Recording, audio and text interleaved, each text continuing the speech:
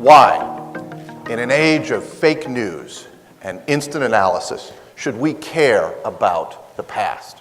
Most of the time, in fact, we do not. Most of the time, we prefer to bask in the warm glow of historical amnesia. But then an event like Charlottesville takes place, when the worst demons of our nature and history reemerge and force us to confront the tragedies of the past. Now is not the time to debate the merits of General Robert E. Lee. But it is time to note, for the record, that the commission of this statue came 2 years after the release of one of the most famous and dangerous films in American history. Birth of a Nation celebrated the lost cause of the Confederacy, and it praised the heroism of the Ku Klux Klan. Robert E. Lee, incidentally, never denounced the KKK during his lifetime. The president at the time, Woodrow Wilson, like Lee, a Virginian, heralded the film, endorsed it as history written by lightning, and screened it in the White House. Not coincidentally, the second, or new Klan, was enjoying a revival of popularity at the time. By 1924, 1 in 5 native-born white men in the United States belonged to the KKK.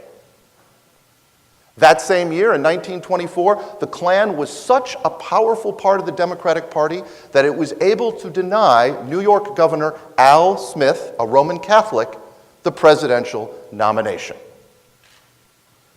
Now, why does this history matter? Because it reminds us of a very simple but very important point. Statues do not merely commemorate history. They reflect a particular period of time, and they represent a political point of view.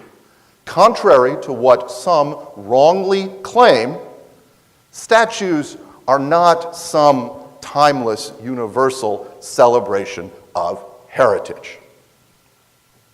Why else does history matter? Well, as the famous scholar Arthur Schlesinger Jr. notes, it's really hard to know where you're going if you don't know where you are or where you've been.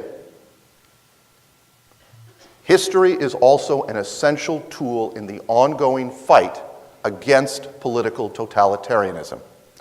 As the Czech author Milan Kundera noted during the Cold War, the struggle of man against power is the struggle of memory against forgetting. History is an essential tool, whether the threat to our basic freedoms comes from the communist left or the fascist right. Today, more than ever, history matters because basic freedoms are under assault around the world and here in the United States. We cannot and should not ever take them for granted.